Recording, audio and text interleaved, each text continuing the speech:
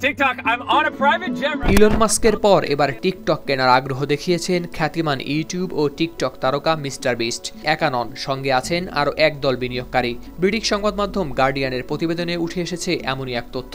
Mister beast খ্যাত এই তারকার আসল নাম জিমি ডোনাল্ডসন। সাম্প্রতিক সময়ে তিনি টিকটক কেনার ইচ্ছা প্রকাশ করে ফেলে দিয়েছেন শোরগোল। 13 জানুয়ারি সামাজিক যোগাযোগ মাধ্যম এক্সে পোস্ট করে জিমি বলেন, আচ্ছা ঠিক আছে, টিকটক যাতে নিষিদ্ধ না হয় সেটা নিশ্চিত করতে তিনি এই প্ল্যাটফর্ম কিনে নেবেন। TikTok, we mean business. This is my lawyer right here. যদিও তার এই পোস্টকে প্রথমে ঠাট্টা মনে হয়েছিল, পরবর্তীতে তার আইনজীবী নিশ্চিত করেন টিকটক কেনার বিষয়টি নিয়ে আনুষ্ঠানিকভাবে এগিয়ে এসেছেন জিমি। তার আইনজীবীর মতে এটি শুধু কথার কথা নয়, বরং তিনিও তার একদল বিনিয়োগকারী সত্যিই টিকটক কেনার জন্য প্রস্তাব দিয়েছেন।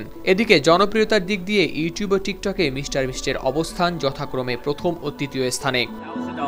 I wish I could say more about the offer I'm putting in. Magic herbal toothpaste দূর করে দুর্গন্ধ সৃষ্টিকারী দাঁতের সমস্যা। ইয়েস, দেখাও তোমার ম্যাজিক। টিকটকের মূল প্রতিষ্ঠান বাইটড্যান্সকে মার্কিন প্রেসিডেন্ট ডোনাল্ড ট্রাম্প 75 দিনের সময়সীমা বেঁধে দেয় নিষিদ্ধ হওয়ার 12 ঘণ্টা পর আবারও যুক্তরাষ্ট্রে চালু হয় টিকটক। তবে এর মধ্যেই যুক্তরাষ্ট্র টিকটকের অধিকার ছাড়তে হবে চীনা মালিককে। আর এই নিষেধাজ্ঞার পর থেকেই বিশ্বজুড়ে আলোচনার কেন্দ্রবিন্দুতে রয়েছে টিকটক। এমন পরিস্থিতিতে মিস্টার বিস্টের এই উদ্যোগ শুধু তার ভক্তদেরই নয়, বরং টিকটকের 17 কোটি মার্কিন ব্যবহারকারীকেও দেখিয়েছে নতুন আশার আলো।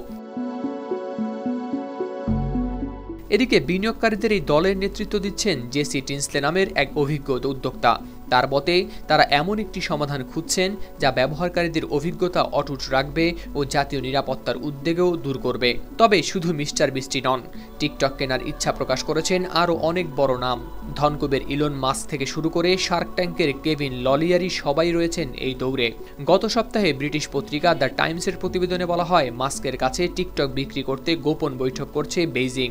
তবে টিকটকের সবচেয়ে বড় সম্পদ এর অ্যালগরিদম, যা প্ল্যাটফর্মের প্রকৃত মূল্য নির্ধারণকে করে তুলেছে অনেক জটিল। হাওলাদার শামীম, RTV।